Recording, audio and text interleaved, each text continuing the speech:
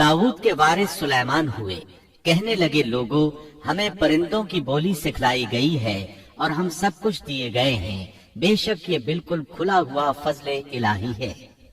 यहाँ विरासत से मुराद माल नहीं बल्कि बादशाहत और नबुव्वत मुराद है।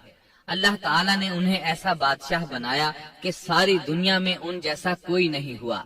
आपसे बढ़कर बादशाहत भी किसी की ना हो सकी, क्योंकि खुद सुलेमान अलैहिस्सलाम ने ये दुआ की थी कि इलाही मुझे ऐसी सल्तनत अता फरमा कि जो मेरे बाद और किसी के शायान शान न हो। कहा कि ऐ मेरे रब, मुझे बख्श दे और मुझे ऐसा मुल्क अता फरमा जो मेरे सिवा किसी शख्स के लायक न हो। तू बड़ा ही देने वाला है। बस हमने हवा को उनके माताहत कर दिया। वो आपके हुक्म से जहाँ आप चाहते नरमी से पहुँचा दिया करती थी, और ताकतवर जिन्नों को भी उनका माताहत कर दिया।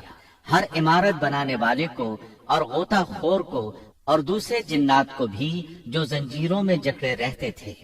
जिन सुलेमान अलैहिस्सलाम के हुक्म से बुलंद बाला इमारतें तामीर करते थे। दरियाओं में गोता लगाकर उनसे हीरे जवाहरात और मोती वगैरह निकालते थे। दूसरे जो काम आम इंसानों की ताकत से ज्यादा होते थे वो आप जिन्नों से लिया करते थे। जो जिन आपके हुक्म से सत्ताबी करते या शरारतें करके काम में रुकावट डालते या दूसरों को तंग करते तो आप उन्हें जंजीरों में जकड़कर कैद खाने में डाल देते।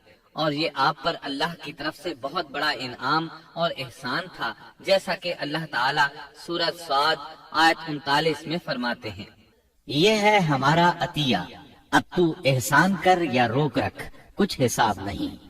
अल्लाह ताला ने सुलेमान अलैहिस्सलाम को उन पर कब्जा और इख्तियार दे दिया और फरमाया, अब आपकी मर्जी, आप इन्हें सजा दें या दरगुजर करें, किसी को कुछ दें या रोक लें, आपके लिए सब कुछ जायज है। दूसरे मकाम पर अल्लाह ताला सूरह सबा आयत 12 में फरमाते हैं, और उसके रब के हुक्म से बास जिन्नात उसकी माताहती में उसके सामने काम करते थे, और उनमें से जो भी हमारे हुक्म से सरकशी करे हम उसे भड़कती हुई आग के अजाब का मजा चखाएंगे। इस तरह अल्लाह ताला सूरह सबा आयत 13 में फरमाते हैं, जो कुछ सुलेमान चाहते जिन्नात वो तैयार कर देते, मसलन कले, मुजस्समे और हौजों जैसे प्याले और चूल्हों पर जमी हुई मजबूत देगे। ऐ आले दाऊद, इसके शुक्रिये में नेक अमल करो, मेरे बंदों में से शुक्रगुजार कम ही हैं। यानी जिन्नात सुलेमान अलैहिस्सलाम के हुक्म के मुताबिक बड़े बड़े महल, मसाजिद, कले, मुख्तलिफ मसाजिद के मॉडल या सीनरियों के मॉडल, बड़े बड़े थाल और इतनी बड़ी देगें बनाते थे जो बोझल और नक्लो हमल के काबिल न होने की वजह से किसी खास मकाम पर नस्ब कर दी जाती थी। और ये आप पर अल्लाह ताला का अजीम एहसान था। इसके अलावा दीगर मोजिजात से भी अल्लाह ताला ने आपको सरफराज फरमाया था, जैसा कि सूरतुल अंबिया आयत 82 में अल्लाह ताला फरमाते हैं, इसी तरह बहुत से शयातीन भी हमने उसके ताबे किए थे जो उसके फरमान से गोता लगाते थे, और इसके सिवा भी बहुत से काम करते थे, उनके निगहबान हम ही थे। ये तमाम इख्तिदार अल्लाह ताला ने आपको अता किया था। आपके मोजज़ात में से एक मोजज़ा ये भी था कि हवा आपके लिए मुसख्खर यानी मुती और फर्मा बरदार थी। अल्लाह ताला सूरह स्वाद आयत 36 में फरमाते हैं, बस हमने हवा को उनके माताहत कर दिया, वो आपके हुक्म से जहाँ आप चाहते नरमी से पहुँचा दिया करती थी। अल्लाह ताला सूरतुल अंबिया आयत 81 में फरमाते हैं, और हमने तेज तुंद हवा को सुलेमान के ताबे कर दिया जो उसके फरमान के मुताबिक उस जमीन की तरफ चलती थी जहाँ हमने बरकत दे रखी है, और हम हर चीज का इल्म रखने वाले हैं। इसी तरह अल्लाह ताला सूरह सबा आयत 12 में फरमाते हैं, और हमने सुलेमान के लिए हवा को मुसख्खर कर दिया कि सुबह की मंजिल उसकी महीना भर की होती थी और शाम की मंजिल भी महीना भर की होती थी। दीगर मोजज़ात की तरह अल्लाह ताला ने सुलेमान अलैहिस्सलाम को ये मोजज़ा भी अता फरमाया कि तेज और तुंद हवा को उनका ताबे फरमान बना दिया। आप इस हवा को जिस तरह का हुक्म देते वो हुक्म की तामील करती, और इस तरह आप एक माह का सफर चंद घंटों में तय कर लिया करते थे। दाऊद अलैहिस्सलाम को तो अल्लाह ताला ने लोहे की ढलाई का काम सिखाया था, جبکہ سلیمان علیہ السلام کو لوہے کی ڈھلائی کے علاوہ تانبے کی ڈھلائی کا فن بھی سکھایا۔ سورہ سبا آیت 12 میں اللہ تعالیٰ فرماتے ہیں، اور ہم نے اس کے لیے تانبے کا چشمہ بہا دیا۔ اس چشمے میں پانی کی بجائے تانبا بہتا تھا، آپ اس سے جو چاہتے بنا لیتے۔ آپ گھوڑوں کو بہت پسند فرماتے تھے، آپ کے پاس بہت سے گھوڑے تھے۔ اللہ تعالیٰ سورۃ صاد آیت 30 تا 33 میں فرماتے ہیں، اور ہم نے داؤد کو سلیمان عطا فرمایا جو بڑا اچھا بندہ تھا اور بے حد رجوع کرنے والا تھا۔ جب ان کے سامنے شام کے وقت تیز رو خاصے کے گھوڑے پیش کیے گئے تو کہنے لگے، میں نے ان گھوڑوں پر اپنے پروردگار کی یاد کو ترجیح دی یہاں تک کہ آفتاب غروب ہو گیا۔ ان گھوڑوں کو دوبارہ میرے سامنے لاؤ۔ پھر تو ان کی پنڈلیوں اور گردنوں پر ہاتھ پھیرنے لگے۔ گھوڑے 20,000 سے زائد تھے۔ گھوڑوں کے معائنے میں ان کا روزمرہ کا ذکر رہ گیا۔ تب انہیں ذکر الہی کا خیال آیا، جس پر انہیں سخت صدمہ ہوا اور کہنے لگے کہ میں گھوڑوں کی محبت میں اتنا گم ہو گیا کہ سورج غروب ہو گیا۔ تو ان گھوڑوں کو دوڑایا کہ وہ نظروں سے اوجھل ہو گئے۔ پھر انہیں دوبارہ طلب کیا اور پیار محبت سے ان کی پنڈلیوں اور گردنوں پر ہاتھ پھیرنا شروع کر دیا۔ امام بخاری نے ابو ہریرہ رضی اللہ عنہ سے روایت کی ہے کہ ایک مرتبہ سلیمان علیہ السلام نے ارادہ کیا کہ اس شب میں اپنی بیویوں کے ساتھ ازدواجی فریضہ ادا کروں گا تو میری ہر ایک بیوی سے لڑکا پیدا ہوگا اور وہ میدان جہاد کا مجاہد بنے گا، لیکن اس ارادے کے ساتھ انشاءاللہ کہنا بھول گئے۔ اللہ تعالیٰ کو جلیل القدر پیغمبر کا یہ طرز پسند نہ آیا، چنانچہ اللہ تعالیٰ نے سلیمان علیہ السلام کے اس دعوے کو اس طرح غلط ثابت کر دیا کہ تمام بیویوں میں سے صرف ایک بیوی کے ہاں مردہ بچہ پیدا ہوا۔ تب سلیمان علیہ السلام کو احساس ہوا کہ یہ انشاءاللہ نہ کہنے کا نتیجہ ہے، چنانچہ انہوں نے فوری توبہ کی اور انشاءاللہ کہنے کو اپنا معمول بنا لیا۔ اللہ تعالیٰ نے آپ کو فیصلہ کرنے کی زبردست صلاحیت عطا فرمائی تھی۔ سورۃ الانبیاء آیت 87 میں ہے، اور داؤد اور سلیمان کو یاد کیجئے جبکہ وہ کھیت کے معاملے میں فیصلہ کر رہے تھے کہ کچھ لوگوں کی بکریاں اس میں چر چگ گئی تھیں اور ان کے فیصلے میں ہم موجود تھے۔ ہوا یہ کہ دو آدمی ہمسائے تھے، ان میں جھگڑا ہو گیا۔ ان میں سے ایک کے پاس کھیت تھا، اس میں اس نے فصل بو رکھی تھی، دوسرے کے پاس کچھ بکریاں تھیں۔ بکریوں کا چرواہا رات کے وقت دیوار والے دروازے کو بند کر دیتا تھا تاکہ بکریاں نکل کر فصل کو نقصان نہ پہنچائیں۔ ایک دن وہ دروازہ بند کرنا بھول گیا، بکریاں کھیت میں آ کر چرنے لگیں، فصل خراب ہو گئی۔ دونوں داؤد علیہ السلام کے پاس آئے، اپنا مقدمہ پیش کیا۔ داؤد علیہ السلام قاضی بھی تھے۔ اس وقت سلیمان علیہ السلام کہیں گئے ہوئے تھے۔ داؤد علیہ السلام مقدمہ سن کر کہنے لگے، یہ بکریوں والے کی سستی کا نتیجہ ہے، اس کا حل یہی ہے کہ وہ تیری بکریاں اپنی تحویل میں لے لے۔ دونوں فریق باہر نکلے تو سلیمان علیہ السلام سے ملاقات ہوئی۔ انہوں نے تفصیل سن کر فرمایا، میرے ساتھ آؤ۔ وہ انہیں داؤد علیہ السلام کے پاس لے آئے اور بولے، اس مقدمے کا اس سے بہتر فیصلہ یہ ہے کہ یہ بکریاں زمین والے کو دے دیں اور زمین بکریوں والے کو۔ جب بکریوں والا زمین کو پہلی حالت میں اگا دے گا تو آپ دونوں کی چیزیں انہیں لوٹا دیں۔ اس دوران کھیتی کا مالک بکریوں کے دودھ سے فائدہ حاصل کرتا رہے گا۔ یہ فیصلہ زیادہ بہتر ہے۔ اس سے بکریوں والا اپنی بکریوں سے بالکل محروم نہ ہوا اور کھیتی والے کا نقصان پورا ہو گیا۔ یہ فیصلہ آپ کو اللہ تعالیٰ نے سمجھایا تھا۔ اللہ تعالیٰ سورۃ الانبیاء آیت 89 میں فرماتے ہیں، ہم نے اس کا صحیح فیصلہ سلیمان کو سمجھا دیا، ہاں ہر ایک کو ہم نے علم و حکمت سے نوازا تھا۔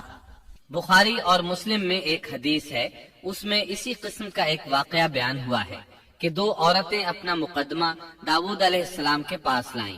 دونوں کو اللہ نے ایک ایک بچہ دے رکھا تھا۔ ایک بھیڑیے نے حملہ کر کے بڑی عمر والی کا بچہ چیر پھاڑ ڈالا۔ عورت چالاک تھی، اس نے چھوٹی عمر والی کا بچہ چھین لیا کہ یہ میرا بچہ ہے۔ داؤد علیہ السلام نے دیکھا بچہ بڑی عورت کے پاس ہے تو اس کے حق میں فیصلہ دے دیا۔ سلیمان علیہ السلام نے داؤد علیہ السلام سے اجازت چاہتے ہوئے کہا، کیا میں اس مقدمے کا فیصلہ کر سکتا ہوں؟ انہوں نے اجازت دے دی۔ سلیمان علیہ السلام نے عورت سے کہا، بچہ مجھے دے دو۔ बच्चा हाथ में लेकर उन्होंने तलवार निकाली और दोनों औरतों से फरमाया, मैं इसके 2 टुकड़े करके तुम दोनों में बराबर बराबर तकसीम करने लगा हूँ। ये सुनकर बड़ी औरत बोली कि ठीक है, जबकि छोटी औरत ममता की वजह से चिल्ला उठी कि आप इसे जिंदा रहने दें और उसे दे दें। ये सुनते ही सुलेमान अलैहिस्सलाम बोल उठे, तू ही इसकी माँ है, जिससे अपने बच्चे के टुकड़े देखना बर्दाश्त न हो सका। फिर बच्चा उसे दे दिया। सुलेमान अलैहिस्सलाम का एक तीसरा वाकया कुरान में यूं है। सूरतुन नम्ल आयत 17 और 18 में है, और सुलेमान के सामने उनके तमाम लश्कर जिन्नात, इंसान और परिंदों में से जमा किए गए। हर किस्म अलग अलग खड़ी कर दी गई। जब वो चींटियों के मैदान में पहुंचे तो एक चींटी ने कहा, ऐ चींटियों, अपने अपने घरों में घुस जाओ, ऐसा न हो कि बेखबरी में सुलेमान और उनका लश्कर तुम्हें रौंद डाले। उन तमाम लश्करों को इकट्ठा किया गया था। अल्लाह ताला ने चींटी की ये बात सुलेमान अलैहिस्सलाम को सुनवा दी। सूरह नम्ल आयत 19 में है। उसकी इस बात पर सुलेमान मुस्कुराकर हंस पड़े और दुआ करने लगे कि ऐ परवरदिगार, तू मुझे तौफीक दे कि मैं तेरी उन नेमतों का शुक्र बजा लाऊं जो तूने मुझ पर इनाम की हैं, और मैं ऐसे नेक आमाल करता रहूं जिनसे तू खुश रहे, और मुझे अपनी रहमत से नेक बंदों में शामिल फरमा। आपका एक वाकया मलिका बल्कीस के साथ पेश आया। सूरह नम्ल आयत 20 ता 25 में है। आपने परिंदों की देखभाल की और फरमाने लगे, क्या बात है कि हुदहुद नजर नहीं आ रहा? क्या वो वाकई गैर हाजिर है? यकीनन मैं उसे सख्त सजा दूंगा या उसे ज़बह कर डालूंगा, या वो मेरे सामने कोई माकूल वजह बयान करे। कुछ ज्यादा देर न गुजरी थी कि उसने आकर कहा, मैं एक ऐसी खबर लाया हूँ कि आपको उसकी खबर ही नहीं, और मैं सबा की एक सच्ची खबर आपके पास लाया हूँ। मैंने देखा है कि उनकी बादशाह एक औरत है जिसे हर किस्म की चीज से कुछ न कुछ दिया गया है, और उसका तख्त भी बड़ा अजीम है। मैंने उसे और उसकी कौम को अल्लाह ताला को छोड़कर सूरज को सजदा करते हुए पाया है। शैतान ने उनके काम मुज़य्यन करके उन्हें दिखलाकर सीधे रास्ते से हटा दिया है।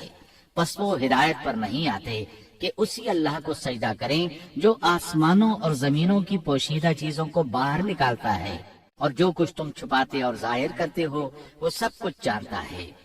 हुदहुद ने अल्लाह ताला की ये सिफत इसलिए बयान की कि ये अपने हिस्से के जरिए जमीन में पानी वाले हिस्से का पता चला लेता है। सुलेमान अलैहिस्सलाम को भी यही हुदहुद बताया करता था कि पानी कहाँ है। फिर आप जिन्नात के जरिए पानी निकलवाते थे। ये इत्तला सुनकर सुलेमान अलैहिस्सलाम हैरान हुए। आपने हुदहुद से कहा, हम अभी तुम्हारी बात की तस्दीक कर लेते हैं। सूरह नम्ल आयत 27 और 28 में है। सुलेमान ने कहा, अब हम देखेंगे कि तूने सच कहा है या तू झूठा है। मेरे इस खत को ले जाकर उन्हें दे दे, फिर उनके पास से हट आ और देख कि वो क्या जवाब देते हैं। आपने एक खत लिखकर उसे दिया। हुदहुद वो खत लेकर मलिका बल्कीस के महल पहुंचा। खत उसके सामने गिराकर खुद दीवार पर जा बैठा। खत देखकर मलिका बल्कीस ने कहा, वो कहने लगी, ऐ सरदारों, मेरी तरफ एक बावक़्त खत डाला गया है जो सुलेमान की तरफ से है, और जो बख्शिश करने वाले मेहरबान अल्लाह के नाम से शुरू है।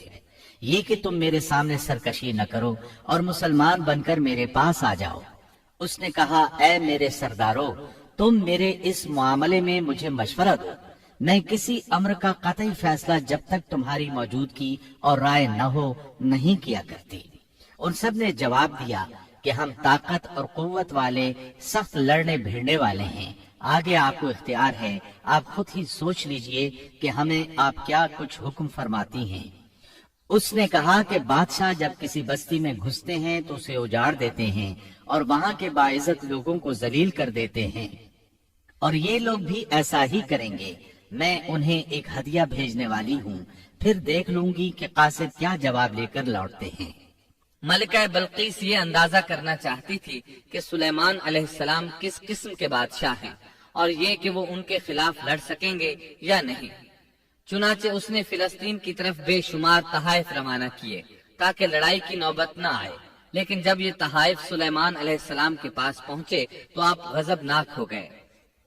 बस जब कासिद सुलेमान के पास पहुंचा तो आपने फरमाया, क्या तुम माल से मुझे मदद देना चाहते हो? مجھے تو میرے رب نے اس سے بہت بہتر دے رکھا ہے جو اس نے تمہیں دیا ہے، بس تم ہی اپنے تحفے سے خوش رہو۔ جا ان کی طرف واپس لوٹ جا، ہم ان کے مقابلے پر وہ لشکر لائیں گے جن کے سامنے پڑنے کی ان میں طاقت نہیں، اور ہم انہیں ذلیل و پست کر کے وہاں سے نکال باہر کریں گے۔ قاصد ان کا جواب سن کر اور یہ صورتحال دیکھ کر دہشت زدہ ہو گئے۔ انہوں نے بلقیس کے پاس جا کر ساری حقیقت بیان کر دی۔ ملکہ بلقیس نے انہیں پیغام بھجوایا کہ ہم اسلام قبول کرنے کے لیے تیار ہیں۔ سلیمان علیہ السلام تک اس کا پیغام پہنچا تو آپ اپنے درباریوں کی طرف متوجہ ہوئے۔ آپ نے فرمایا، اے سردارو، تم میں سے کوئی ہے جو ان کے مسلمان ہو کر پہنچنے سے پہلے ہی اس کا تخت مجھے لا دے؟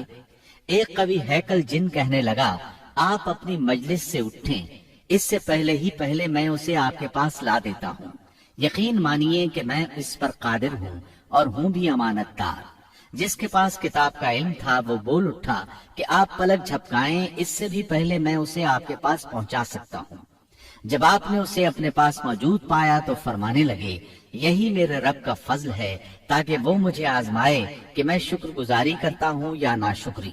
شکر گزار اپنے ہی نفع کے لیے شکر گزاری کرتا ہے، اور جو ناشکری کرے تو میرا پروردگار بے پرواہ اور کرم کرنے والا ہے۔ حکم دیا کہ اس کے تخت کی صورت بدل دو تاکہ معلوم ہو جائے کہ یہ راہ پا لیتی ہے یا ان میں سے ہوتی ہے جو راہ نہیں پاتے۔ تخت لانے والے آدمی کے متعلق جو یہ آیا ہے کہ اس کے پاس کتاب کا علم تھا، تو مفسرین کا اس کے بارے میں اختلاف ہے کہ وہ کون تھا۔ قرآن کریم کے الفاظ سے جو معلوم ہوتا ہے وہ اتنا ہی ہے کہ وہ کوئی انسان ہی تھا جس کے پاس کتاب الہی کا علم تھا۔ اللہ تعالیٰ نے کرامت اور اعجاز کے طور پر اسے یہ قدرت دے رکھی تھی کہ پلک جھپکتے وہ تخت لے آیا۔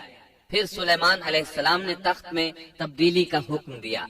تخت میں تبدیلی کا حکم سن کر اس میں سے ہیرے جواہر نکال دیے گئے اور دوسری جگہوں پر لگا دیے گئے۔ سورہ نمل آیت 42 اور 43 میں ہے۔ پھر جب وہ آ گئی تو اس سے کہا گیا کہ ایسا ہی تیرا بھی تخت ہے۔ اس نے جواب دیا کہ یہ گویا وہی ہے، ہمیں اس سے پہلے ہی علم دے دیا گیا تھا اور ہم مسلمان تھے۔ اسے انہوں نے روک رکھا تھا کہ جن کی وہ اللہ کو چھوڑ کر پرستش کرتی رہی تھی، یقیناً وہ کافر لوگوں میں سے تھی۔ اب سلیمان علیہ السلام کی ملکہ بلقیس سے گفتگو شروع ہوئی۔ پھر وہ اسے تخت کے پاس لے آئے۔ اس سے پوچھا، کیا تیرا تخت بھی اسی طرح کا ہے؟ اس نے بہت اچھا اور فصاحت سے بھرپور جواب دیا۔ اس نے نہ تو یہ کہا کہ ہاں، کیونکہ وہ تو اپنا تخت پیچھے سبا کے علاقے میں چھوڑ آئی تھی، یہاں کیسے آ سکتا تھا، نہ اس نے یہ کہا کہ نہ، کیونکہ یہ وہی محسوس ہو رہا تھا۔ البتہ اس میں قدر تبدیلی محسوس ہو رہی تھی۔ اس نے عجیب جملے میں جواب دیا کہ یہ وہی لگتا ہے۔ سلیمان علیہ السلام یہ جواب سن کر حیران ہوئے۔ اب آپ نے اسے اپنی سلطنت کا غلبہ دکھانے کے لیے ایسا منظر دکھایا جو کسی بشر نے آج تک نہیں دیکھا۔ چنانچہ آپ اسے ایک محل میں لے گئے۔ یہ مکمل طور پر شیشے کا تھا، اس سے دوسری طرف دیکھا جا سکتا تھا۔ فرش بھی شیشے کا تھا، شیشے کے نیچے پانی چھوڑا گیا تھا، پانی چلتا رہتا تھا۔ آپ اسے لیے اندر داخل ہوئے تو وہ بہت حیران ہوئی کہ محل میں پانی بہ رہا ہے۔ اس نے اپنا لباس کچھ اوپر کر لیا کہ بھیگ نہ جائے۔ اس نے اپنا پاؤں پانی پر رکھنا چاہا تو وہ شیشے پر پڑا، اور زیادہ حیران ہوئی اور شرمندہ بھی کہ دھوکہ کھا گئی۔ اور یہ سب کچھ جنات کے ذریعے تیار کرایا گیا تھا۔ سورہ نمل آیت 44 میں اللہ تعالیٰ فرماتے ہیں، اس سے کہا گیا کہ محل میں چلی چلو، جسے دیکھ کر یہ سمجھ کر کہ یہ حوض ہے، اس نے اپنی پنڈلیاں کھول دی۔ سلیمان نے کہا، یہ ایسا محل ہے جس میں نیچے بھی شیشے جڑے ہوئے ہیں۔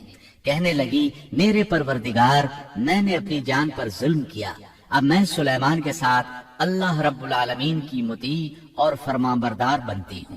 یہ عظیم سلطنت دیکھ کر وہ جان گئی کہ سلیمان علیہ السلام صرف بادشاہ ہی نہیں، نبی بھی ہیں۔ چنانچہ اس نے فوراً ایمان قبول کر لیا۔ سلیمان علیہ السلام کا سب سے بڑا کارنامہ یہ ہے کہ آپ نے مسجد اقصی تعمیر کروائی۔ اس کی پہلی تعمیر یعقوب علیہ السلام نے کرائی تھی۔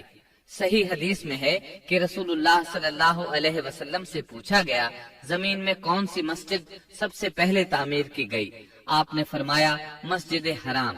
یعنی مکہ معظمہ والی مسجد۔ پھر آپ سے پوچھا گیا کہ اس کے بعد کون سی مسجد زمین میں بنائی گئی؟ آپ نے جواب دیا مسجد اقصی۔ جب بخت نصر نے قدس پر قبضہ جما لیا تو اس نے مسجد اقصی ڈھا دی، لیکن پھر سلیمان علیہ السلام کو اللہ تعالیٰ نے بادشاہت عطا کی تو انہوں نے اثر نو تعمیر کا کام شروع کرایا۔ اس کے ساتھ ہی انہوں نے ہیکل سلیمانی بھی تعمیر کروایا۔ یہود آج تک اس کو مقدس سمجھتے ہیں۔ یہ مسجد اقصی کے بالکل قریب ہے۔ مسجد اقصی کی فضیلت میں بہت سی روایات ملتی ہیں، جیسا کہ رسول اللہ صلی اللہ علیہ وسلم کا ارشاد ہے، مسجد حرام میں ایک نماز کا ثواب 1,00,000 نمازوں کے برابر ہے، مسجد نبوی میں ایک نماز کا ثواب 1,000 نماز کے برابر ہے، اور مسجد اقصی میں 500 نمازوں کے برابر ثواب ملتا ہے۔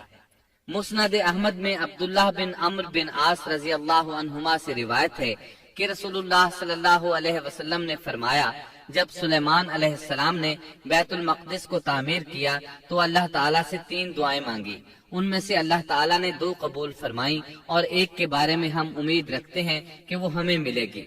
انہوں نے پہلا سوال یہ کیا کہ مجھے ایسی حکومت دے جو تیری حکومت کے موافق ہو، یعنی عدل و انصاف کی فراوانی ہو اور کسی پر ظلم و زیادتی نہ ہو۔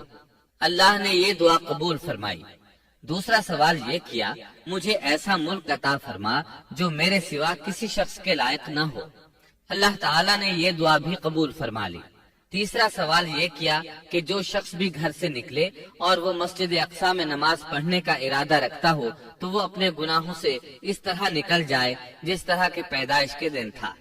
اس تیسرے سوال کے متعلق رسول اللہ صلی اللہ علیہ وسلم نے فرمایا، امید ہے یہ دعا اللہ نے ہمارے لیے رکھ لی ہو۔ اللہ تعالیٰ نے انہیں اس قدر طاقت اور قدرت عطا فرمائی تھی، لیکن اس کے باوجود آپ بشر تھے اور موت ہر بشر کو پہنچ کر رہتی ہے۔ انسان جس قدر بھی قدرت حاصل کر لے، جتنا بھی غلبہ پالے، جتنی بھی عظمت حاصل کر لے، لیکن موت سے نہیں بچ سکتا۔ اللہ تعالیٰ نے تو نبی کریم صلی اللہ علیہ وسلم کے متعلق فرمایا ہے، سورۃ الزمر آیت 30 میں ہے، بے شک خود آپ کو بھی موت کا مزہ چکھنا ہے اور یہ سب بھی مرنے والے ہیں۔ اللہ تعالیٰ نے چاہا کہ سلیمان علیہ السلام کی موت سے بھی لوگوں کو عبرت ہو اور نشانیاں ظاہر ہوں، کیونکہ اس دور میں لوگ جنات کے فتنے میں مبتلا تھے۔ یہ خیال کرتے تھے کہ جنات کو غیب کا علم ہے۔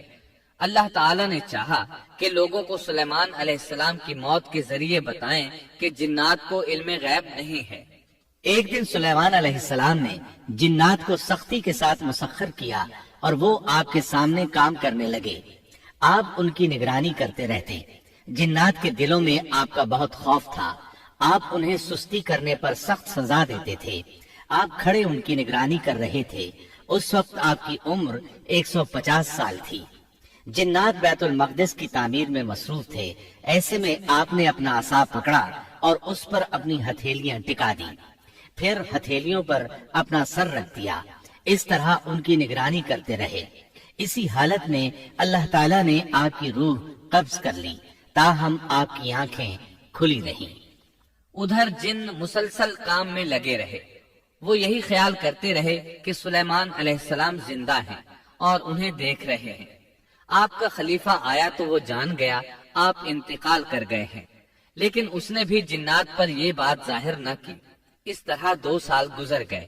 جن اس قدر سخت نگرانی پر حیران تھے۔ وہ دیکھ رہے تھے کہ 2 سال سے سلیمان علیہ السلام نے حرکت تک نہیں کی، پلک تک نہیں جھپکی۔ ادھر اللہ تعالیٰ نے دیمک کو سلیمان علیہ السلام کے عصا پر مسلط کر دیا۔ وہ اندر اندر لاٹھی کو کھوکھلا کرتی رہی۔ آخر لاٹھی ٹوٹ گئی۔ سلیمان علیہ السلام زمین پر گر گئے۔ اس وقت جنات کو پتا چلا کہ انہیں فوت ہوئے تو عرصہ دراز ہو چکا ہے۔ تب انسانوں کو بھی معلوم ہو گیا کہ جنات کو غیب کا علم نہیں ہے۔ اللہ تعالیٰ سورہ سبا آیت 14 میں فرماتے ہیں، پھر جب ہم نے ان پر موت کا حکم بھیج دیا تو ان کی خبر جنات کو کسی نے نہ دی سوائے گھن کے کیڑے کے جو ان کے عصا کو کھا رہا تھا۔ پس جب سلیمان گر پڑے تو اس وقت جنات نے جان لیا کہ اگر وہ غیب دان ہوتے تو اس ذلت کے عذاب میں مبتلا نہ رہتے۔ اس طرح اللہ تعالیٰ نے لوگوں کو مطلع کر دیا کہ جنات بھی مخلوق ہیں، غیب دان نہیں۔ اللہ تعالیٰ ہی ان پر قادر ہے۔ اور اسی کے ساتھ سلیمان علیہ السلام کا قصہ اپنے اختتام کو پہنچا۔